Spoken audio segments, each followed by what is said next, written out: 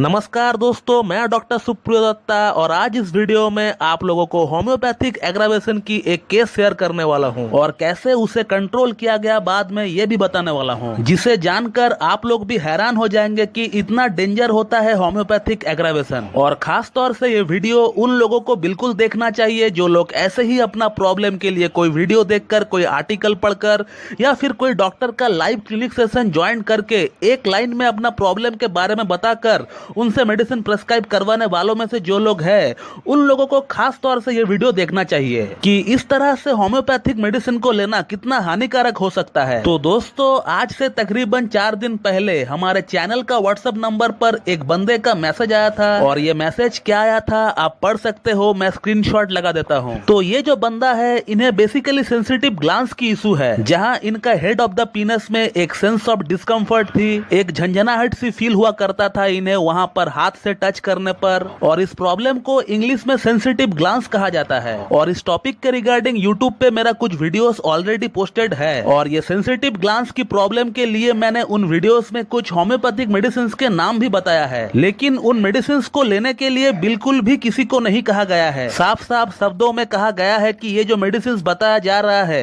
ये एक अनुमान के तौर पर बताया गया है। इसके अलावा और भी ढेरों मेडिसिन है होम्योपैथी में सेंसिटिव ग्लैंड्स के लिए जो कि यूज की जाती है as per patient symptoms, as per patient modalities. तो ये जो पेशेंट है, इन्होंने मेरा ही वीडियो देखकर सिनाबेरिस नाम का एक होम्योपैथिक मेडिसिन को 30 पोटेंसी में सुबह शाम यूज करना शुरू किया और लगभग इन्होंने 1 महीना तक इस दवा को यूज किया। फिर इनको अपना लिंक की हेड में यानी ग्लांस में अजीब अजीब तरह की चीजें इनको महसूस होने लगा। इनका जो ग्लांस है वो फ्लैसिड कंडीशन में ही बिल्कुल हार्ड पत्थर की तरह हो चुका है और उसमें स्वेलिंग आ चुका था और साथ में इंटेंस इचिंग यानी खुजली इनको अपना ग्लांस में शुरू हो गया था और पूरी ग्लांस में लाल लाल कलर के छोटे छोटे दाने आ चुके थे और उन दानों में से चिपचिपा पानी जैसा आना भी शुरू हो चुका था। और जब भी पेशेंट यूरिन पास आउट करने के लिए टॉयलेट जाता है तो उसको अपना ग्लांस में बहुत ज्यादा पेन भी होता है और इसी के साथ पेशेंट का अंदर एक बेचैनी भी थी जो कि बहुत ही लाजमी है। तो इस तरह का इतना खतरनाक एग्रावेशन इनको हुआ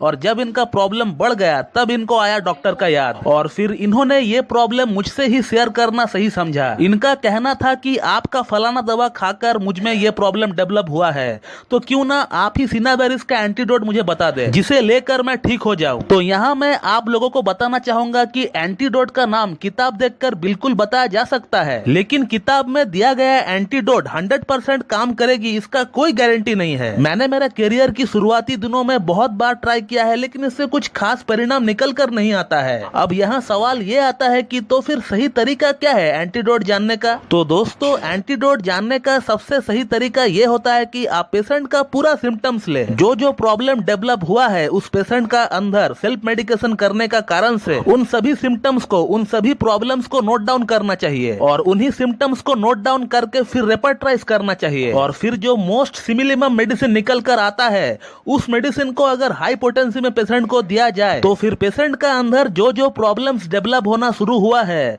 वो धीरे धीरे कम होना शुरू हो जाता है, उसका इंटेंसिटी धीरे धीरे कम होना शुरू हो जाता है और उस समय उसी मेडिसिन को आइडल एंटीडोट मानी जाएगी। तो दोस्तों, जैसे कि होम्योपैथी में कोई भी प्रॉब्लम के लिए कोई फिक्स मेडिसिन नहीं होता है, उसी तरह से होम्योपैथी में एंटीडोट भी फिक्स नहीं होता है। पेशेंट जो सिम्टम्स लेकर आता है उसी सिम्टम्स के अकॉर्डिंग ही एंटीडोट भी दी जाती है and this is the correct way to antidote the bad effects of any homeopathic medicine. ना कि आप रिलेशन का चैप्टर खोलकर बैठ जाओ। ये एंटीडोट निकालने का सही तरीका नहीं है दोस्तों, क्योंकि बहुत बार तो ऐसा होता है कि पेशेंट किसी और डॉक्टर के पास से मेडिसिन खाकर हमारे पास आता है, तो आप उस केस में क्या करेंगे, कैसे पेशेंट का प्रॉब्लम को ठीक करेंगे? आपको तो पता नहीं प्रीवियस डॉक्टर ने इन्हें कौन सी मेडिसिन खिलाया है। So this is the correct way to correct homeopathic aggravation. और इस केस की अगर बात करें तो हमने इनका पूरा सिम्टम्स को लिया, जो जो प्रॉब्लम लेकर ये आए थे वो सभी प्रॉब्लम को हम लोगों ने बारीकी से देखा और उसे एनालाइज करने के बाद इन्हें रस्टैक 1M का एक सिंगल डोज दिया गया आज से 3 दिन पहले और कल ही उनका रिप्लाई आया व्हाट्सएप पे। आप पढ़ सकते हो कि वो क्या लिखते हैं। उन्होंने लिखा है कि 80% उनका प्रॉब्लम सॉल्व हो चुका है, उन्हें काफी रिलीफ मिल चुका है और रिमेनिंग 20% भी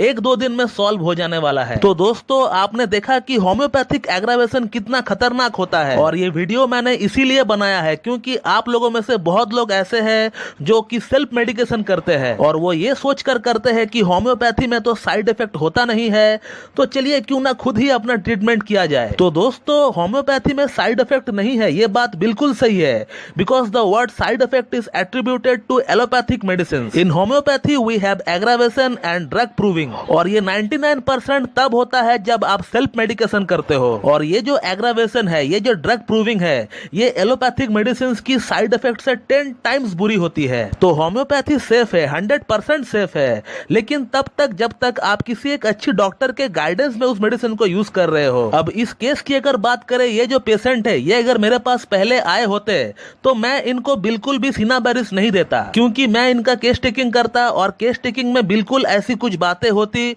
जहां सिनाबारिस अलाउड नहीं है। वो मुझे केस टेकिंग के दौरान बिल्कुल पता चलता, तो मैं इनके लिए सिनाबारिस को पहले ही साइड कर देता। चिकित्सा प्रणाली को अगर आप अपना हाथ में लेंगे तो फिर इस तरह या फिर इससे भी बुरा चीज आपको देखने को मिल सकता है। तो दोस्तों, मैं इस वीडियो को यहीं पे एंड करना चाहता हूं, और इस वीडियो के माध्यम से आप लोगों को डराने का मेरा कोई मकसद नहीं है, बल्कि आप लोगों को मैं अलर्ट करना चाहता हूं कि यहाँ वहां का वीडियो देखकर, आर्टिकल पढ़कर मेडिसिन खाने से आपको क्या प्रॉब्लम हो सकता है। तो दोस्तों, अगर आप लोगों को ये वीडियो अच्छी लगती है तो एक लाइक जरूर कर दीजिएगा, और साथ ही साथ मेरे चैनल को सब्सक्राइब कर दीजिएगा, और बेल आइकन को दबाना बिल्कुल भी ना भूलो दोस्तों। So thank you very much and have a good day.